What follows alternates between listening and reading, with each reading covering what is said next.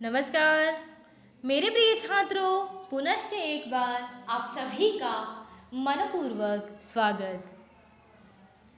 BA द्वितीय वर्ष तृतीय सत्र ऐच्छिक हिंदी प्रश्न पत्र क्रमांक 5 कथेतर गद्य साहित्य के अंतर्गत गद्य तासिका में हमने रामवृक्ष बेनीपुरी जी द्वारा लिखित रिहाई नामक रचना पर चर्चा की थी। आज पुनः हम रिहाई नामक रचना, जो कि संस्मरण विधा से संबंधित है, पर चर्चा करेंगे। गत तासिका में जब हम रामवृक्ष बेनीपुरी जी के परिचय को पढ़ रहे थे, तब विशेष रूप से हमने इस बात का उल्लेख किया था कि बेनीपुरी जी केवल एक साहित्यिक नहीं बल्कि एक स्वतंत्र सेनानी के रूप में भी कार्यरत थे।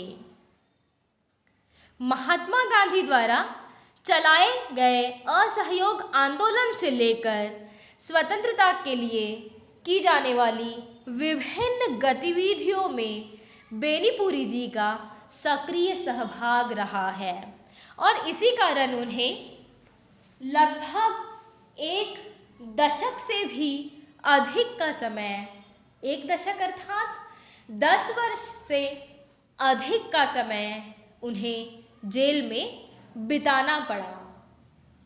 अंग्रेजी शासनकाल में जेल के दिनों में लेखक ने जेल की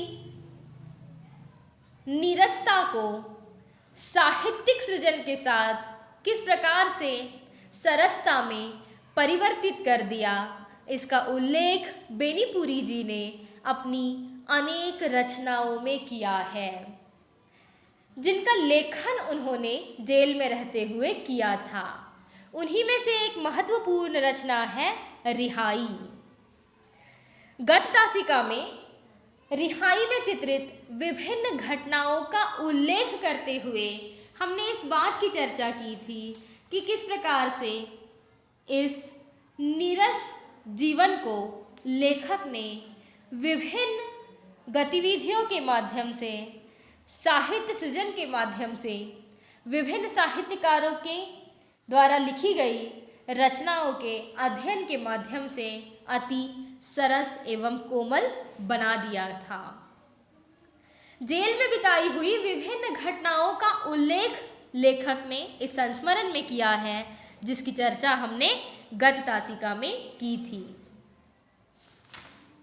लेखक को पुत्रवधू द्वारा एक पत्र प्राप्त होता है और पत्र के माध्यम से उन्हें सूचित किया जाता है कि उनकी पत्नी अपने अंतिम दिन गिन रही है और अपनी पत्नी से मिलने के लिए वे एक अर्जी करते हैं तथा कुछ दिनों की रिहाई की मांग करते हैं, ताकि उस मुमूर्षु व्यक्ति को जो मौत की दहलीज पर खड़ा है जाकर मिलकर आ सके। और होता यूं है कि उन्हें 60 दिनों के लिए पैरोल पर छोड़ दिया जाता है।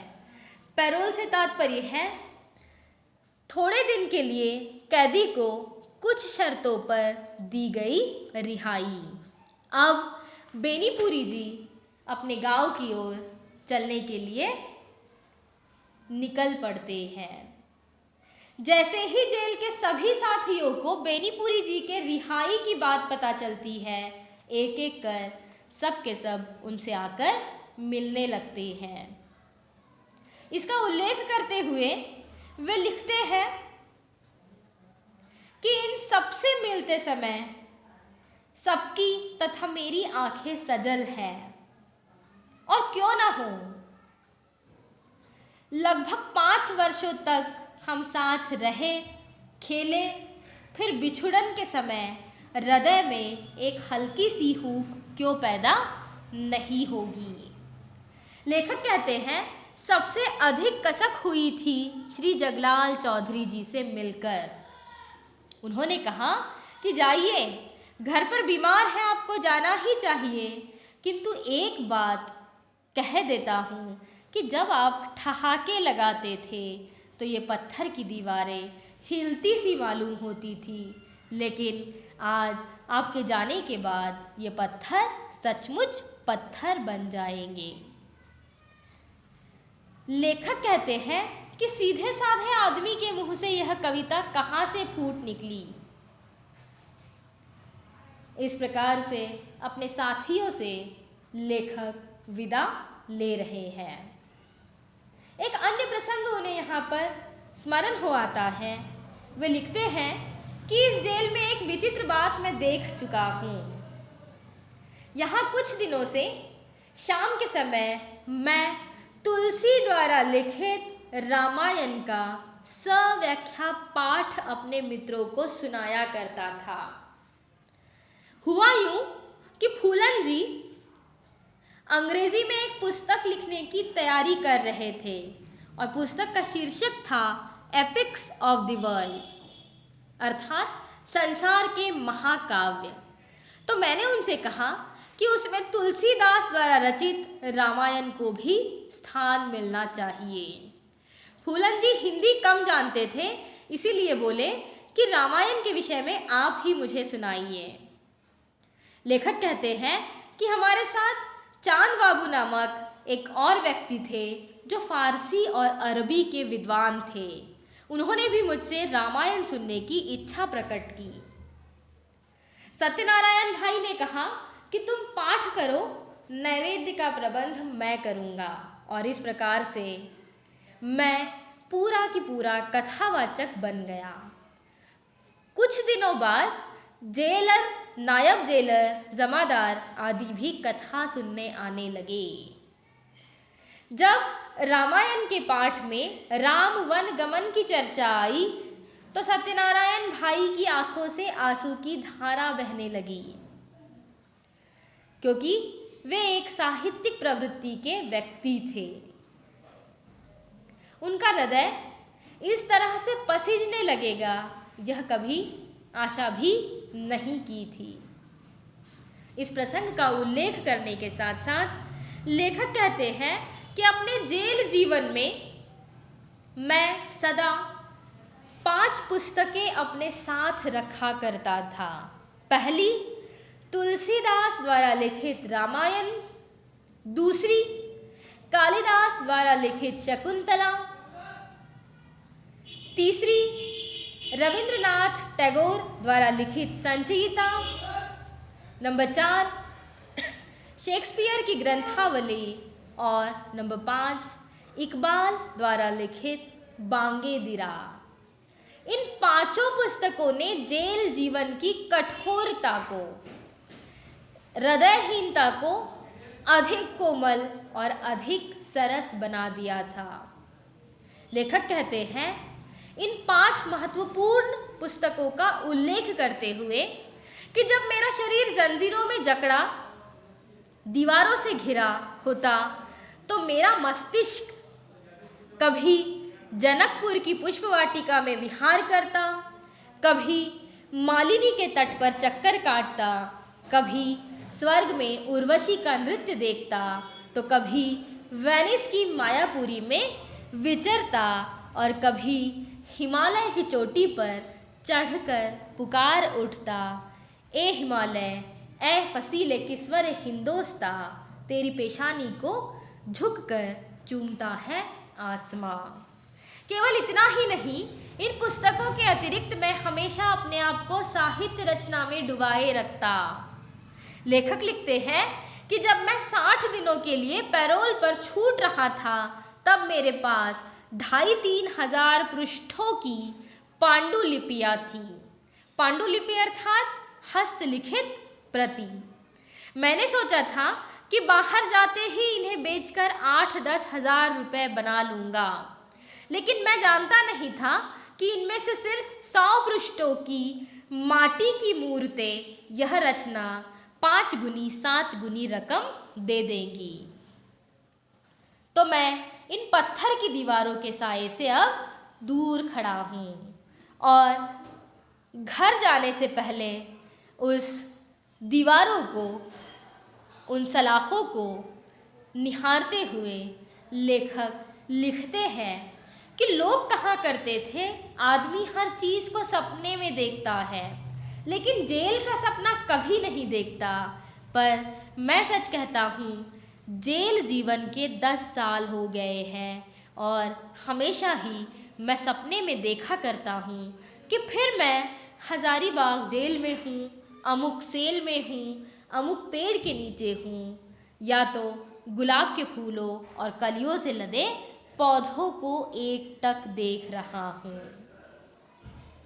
आगे वे लिखते हैं कि मैं जानता हूँ कि मैं सिर्फ 60 दिनों के लिए पैरोल पर छोड़ा जा रहा हूँ, किंतु मन में यह बात आती है कि अब शायद फिर नहीं देख सकूँगा इन दीवारों को, उन जंजीरों को जो यहाँ से भी झलक रही है। इच्छा होती है कि इन दीवारों से कुछ बातें करूं, उन जंजीरों से कुछ बातें करूं, इन काली कठोर अलंघ्य दीवारों से पूछूं कि तुम्हारी अपनी ऊंचाई तो कायम ही है, कुछ मेरी ऊंचाई या छुटाई की माप ली है, और ओ फौलाद दी जंजीरों, तुम मुझे तौल सके, कहो पलड़ा किसका भारी रहा, तुम्हारा या मेरा।